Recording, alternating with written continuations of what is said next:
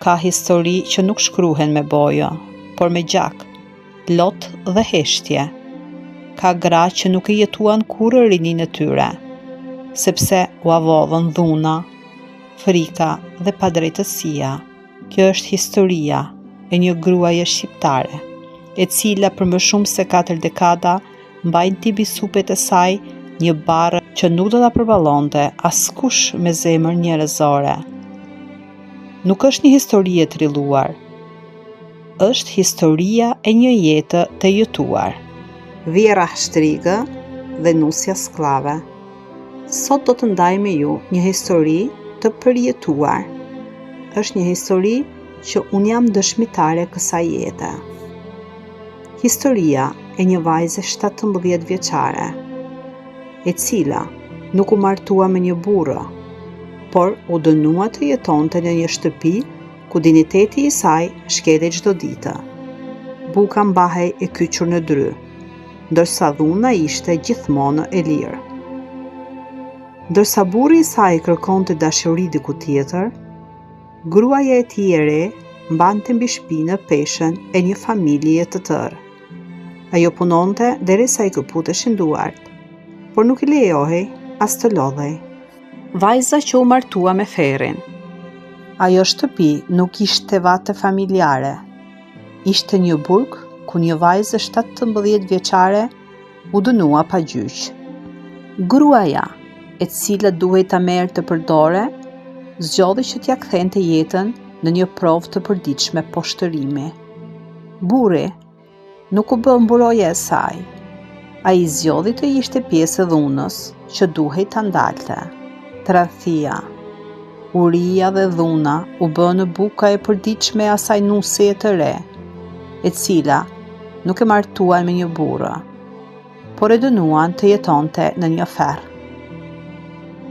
Në vitin 1981, vetëm 17 vjeçe, gruaja në fjalë u martua me ndërmjetësim, si shumë vajza të fshatrave shqiptare të asaj kohe.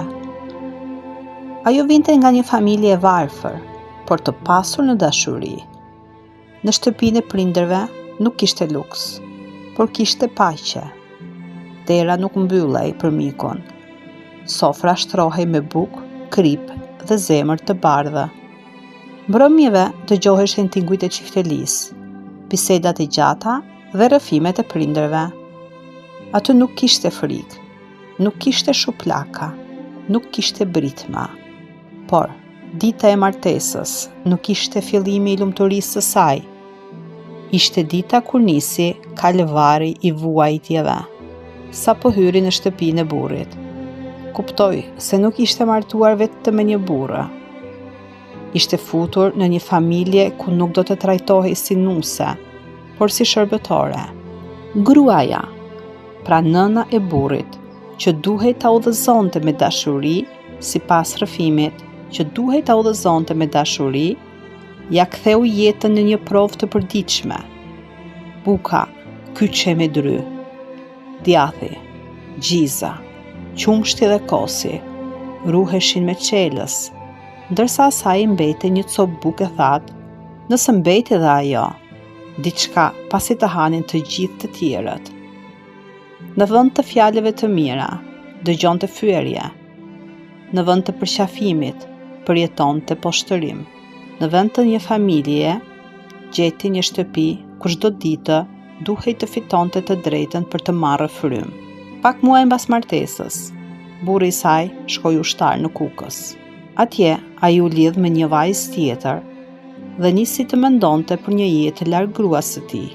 Ndërkohë, Nusja kishte mbetur shtatzënë dhe jetonte e vetme në atë shtëpi ku duke punuar pa pushim për familjen e burrit të saj, ishte kthyer një skllave, një shërbëtore. Çdo ditë zgjohej në orën 3:30 të mëngjesit. Shkonte në stallat e kooperativës, mjelte lopët, pastronte stallat, i ushqente dhe kujdese për to deri në mëngjes. Kur të tjerët do të pushonin, ajo kthehej në shtëpi për të gatuar bukën, për të larë enët, për të pastruar dhomat, për të nxjerrë ujë nga pusi i thellë dhe për të shërbyer të gjithëve. Pasi mbaronte këto punë, merrte një copë bukë të thatë dhe nxitonte sërish drejt stallave të kooperativës. Pushimi për të nuk ekzistonte, edhe dorët e drekës shndërroheshin në punët të tjera. Në mbrëmje kthehej përsëri në stall, ndërsa natën, kur të gjithë flinin, ajo vazhdonte të pastronte shtëpinë. Vetëm afër mesnatës shqirihej për të fjetur, e raskapitur nga lodhja. Por lodhja nuk ishte vuajtja më e madhe. Dhuna ishte bërë pjesë e jetës së përditshme. Shuplakat, grushtet, fyerjet ishin kthyer në një gjuhë të zakonshme brenda asaj shtëpie. Kur përpiqej të strehojë tek prindërit, ata shkonin për të biseduar me familjen e burrit të saj, duke besuar se gjithçka do të ndryshonte. Premtimet jepeshin para tyre. Por sapo ata largoheshin, gjithçka fillonte nga e para. Madje kishte raste kur e mbyllnin në dhomë, ndërsa prindërit e saj ndodheshin ende në obor, që britmat të mos dëgjoheshin. As shtatëzania nuk i solli mëshirë. Nuk ushqehej siç duhej. Nuk lejohej të pushonte. Nuk dërgohej te mjeku dhe kur gjendja e saj përkeqësohej.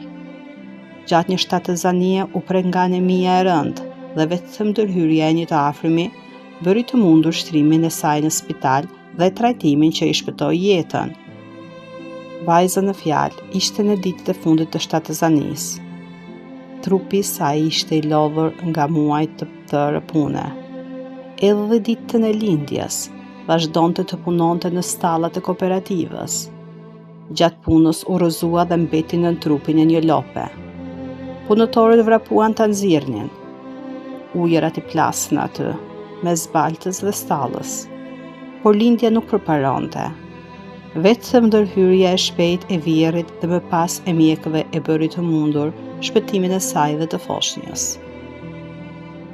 Ishte një nga ato ditë që nuk harrohen kurrë. Një ditë kur jeta dhe vdekja ishin ndarë vetëm nga një vendim, nga një dere që duhej hapur dhe nga një njeri që duhej të thoshte, duhet të shkoj në spital. Personi në fjalë, nusja në fjalë, ishte në ditën e fundit të shtatëzanisë së saj. Trupi i saj ishte i lodhur nga muaj të tërë pune, të rënda, nga mungesa e ushqimit, nga dhimbjet dhe vuajtjet që kishte mbajtur mbi vete. Por, edhe atëherë, ajo nuk ishte lejuar të pushonte. Ajo, e cila duhej të ishte duke pritur me qetësi lindjen e fëmijës së saj, ndodhej ende në stallat e kooperativës duke punuar. Aty, mes punës së rëndë, ndodhi e papritura. Një lopë e shtyu dhe e rrëzoi. Nëna e re, mbi trupin e dobësuar dhe me dhimbjet e lindjes që kishin filluar, mbeti në një gjendje të rëndë. Ujërat i plasën, por fëmia nuk po lindte. Njerëzit përreth u frikësuan. E kuptuan se nuk ishte më një situatë që mund të pritej. Duhej mjeku, duhej spitali, duhej ndihma e menjëhershme, por pengesa më e madhe për të vajtur në spital nuk ishte vetëm gjendja e saj shëndetësore. Ishte vendimi i vjerrës shtrig, e cila nuk pranonte që nusja të dërgojë në spital.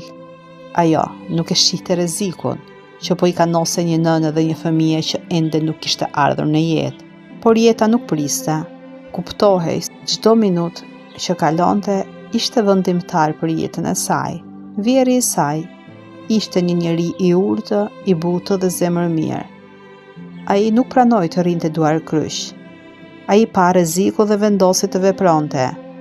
Me gjithë kundërshtimet e gruas së tij shtrigë, ai e mori nusën dhe e çoi drejt maternitetit, sepse për të, mbi çdo fjalë, mbi çdo frikë dhe mbi çdo kundërshtim, ishte jeta e një gruaje dhe e një fëmije. Në të njëjtën kohë, u lajmërua dhe nëna e nusës. Kur ajo mori lajmin se vajza e saj ishte në rrezik, nuk mendoi më për turpin, për zakonet apo për fjalët e njerëzve. Mendoi vetëm për jetën e fëmijës së saj. Dhe vrapoi drejt maternitetit për ta shpëtuar. Kur mbërriti, gjendja ishte e rëndë. Mjekët kuptuan se koha kishte qenë shumë e çmuar. Uji I lindjes ishte tharë dhe rreziku për nënën dhe fëmijën ishte I madh. Por nëna e saj nuk u tërhoq. Ajo luftoi që vajza të dërgojë menjëherë për trajtim, ndërsa vjera I kërcënonte infermierët që mos ta dërgonin në një spital tjetër dhe klithte si e qerrur që ky fëmijë nuk do të lindë. Me më shumë mundime, nusja u dërgua në spitalin e Krujës, kur mjekët ndërhyen. Pas ankthit, frikës dhe orëve të dhimbshme, erdhi lajmi që të gjithë prisnin, nëna dhe djali shpëtuan. Ajo ditë mbeti e gdhendur në kujtesën e tyre, sepse atë ditë një grua nuk luftoi vetëm për të lindur fëmijën e saj. Ajo luftoi kundër një vargu vuajtjesh që e kishin shoqëruar gjatë gjithë martesës. Luftoi kundër indiferencës, kundër mungesës së mëshirës edhe kundër një jete ku kurrë zëri I saj nuk ishte dëgjuar. Në atë ditë, nëna e saj u bë zëri që ajo vetë nuk kishte fuqi ta ngrinte. Sepse ndonjëherë një jetë nuk shpëtohet vetëm nga mjekët, por edhe nga nëna që nuk pranon të humbas fëmijën e saj. Ndërkohë, motrat e burrit shpesh akuzonin padrejtësisht për gjëra që nuk I kishte bërë. Kur humbnin sende, ose motrat I vlidhnin ato, ja hidhin fajin asaj, duke thënë vëllait se nusja I kishte shitur. Pas këtyre shpifjeve, ajo përballej sërish me dhunë. Dhuna vazhdoi për vite me radhë. Fëmijët u rritën në varfëri, me mungesa të mëdha, ndërsa ushqimet e shtëpisë shpesh u ashpërndanin të tjerëve. Ajo vazhdoi të punonte, të sakrifikonte dhe të mbante familjen mbi supe. Shumë njerëz mund të pyesin sot pse nuk u largua. Përgjigja gjendet te koha në të cilën jetoi. Në shumë zona të Shqipërisë, ndarja konsiderohej turp, ndërsa një grua me fëmijë kishte shumë pak mundësi të ndërtonte një jetë të re. Familja e saj ndërhyri disa herë për ta mbrojtur, por premtimet për ndryshim nuk u mbajtën. Sot, në vitin 2026, gruaja në fjalë është 62 vjeçare dhe pas gjithë atyre viteve vazhdon të punojë për të ndihmuar familjet e saj, fëmijët dhe nipërit. Trupi I saj mban peshën e dekadave të punës, ndërsa zemra plagët e një jete të kaluar, mes dhunës dhe sakrificës. Historia e saj nuk është vetëm historia e një gruaje, është kujtesë e një kohe, kur shumë gra shqiptare jetuan në heshtje, duke mbartur mbi supë dhimbje që nuk u shkruan kurrë në asnjë libër. Tregimi I tyre nuk synon të ushqejë urrëtie, por të mos lejojë që vuajtjet e tilla të harrohen apo përsëriten. Edhe sot, pas kaq shumë vitesh, plagët e asaj familje nuk janë shuar plotësisht. Përpjekjet e vjerrës Shtoj Zavalle dhe vajzave të saj për të sjellë përçarje në këtë familje nuk kanë mbaruar, ato vazhdojnë akoma. Për t'i larguar fëmijët, pra vëllezërit dhe motrat, nga njëri tjetri, për t'i kthyer vëlla e motor në armiq dhe për të prishur lidhjet që duhet të ishin më të shenjtat në jetë. Ka njerëz që lindin me pamje njerëzore, por harrojnë kuptimin e mëshirës, dashurisë dhe kujdesit. Një familje nuk mbahet vetëm nga gjaku, por nga zemra, respekti dhe dashuria që I japi njëri tjetrit. Për shumë vite, në vend që të ishte një vend mbrojtje ajo shtëpi, u kthye në burim dhimbjeje. Dhe ajo që mbetet më e dhimbshme nuk janë vetëm vuajtjet e së kaluarës, por fakti që edhe pas kaq shumë sakrificash, përpjekja për të ndarë njerëzit që kanë vajtuar bashkë vazhdon ende. Por, fëmijët që janë rritur mes dhimbjes dhe skamjes, e kanë një zgjidhje, të mos trashëgojnë urrëtien, por të ruajnë lidhjen, respektin dhe dashurinë që u mungoi aq shumë në vitet e vështira. Vjehra e saj ishte një grua që gjatë gjithë jetës së saj nuk I dha nusës dhe fëmijëve të saj atë ngrohtësi, mbështetje dhe dashuri që një familje duhet ta japë. Në vend të kujdesit, ata përjetuan fjalë të rënda, për çmim dhe dhimbje. Fëmijët u rritën me mungesa të mëdha, me ditë të kubuka ishte e pamjaftueshme, dhe net të ftohta kur këmbët të tyre mbeteshin pa ngrohtësi. Plagët më të mëdha të kësaj familje nuk ishin varfëria, sepse nuk ishin në varfëri, por nga mungesa e mëshirës dhe e dashurisë brenda një shtëpie ku duhej të kishin gjetur mbrojtje.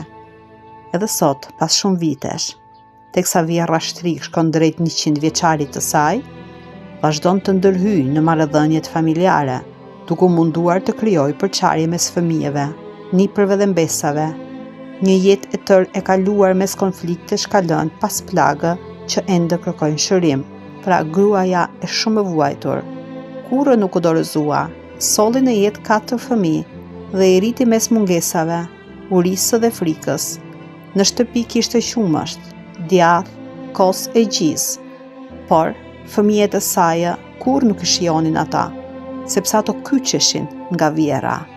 Por ato rriten me rrobat e vjetra, me këmbë të zbathura dhe me hirën e djathit. Vitet kaluan, erdhi koha e emigracionit, punë e rëndë dhe sakrifica të reja, edhe jashtë Shqipërisë. Ajo vazhdoi të punonte për të dhënë fëmijëve një jetë më të mirë. Dhe akoma, dhe sot, në moshën 62 vjeçare, akoma kjo grua punon me gjithë forcën e saj, duke menduar më shumë për fëmijët se sa për veten. Kjo histori, që është një jetë e përjetuar, është historia e një gruaje që nuk u thye, edhe pse u përpoqën ta përkullin çdo ditë. Është historia e një nëne që jetoi për fëmijët e saj, kur shumë herë nuk kishte as forcë për të jetuar për veten. Dhe është një kujtesë se dhuna brenda familjes nuk duhet të heshtet kurrë, sepse plagët që lë pas zgjasin shumë më tepër se një jetë.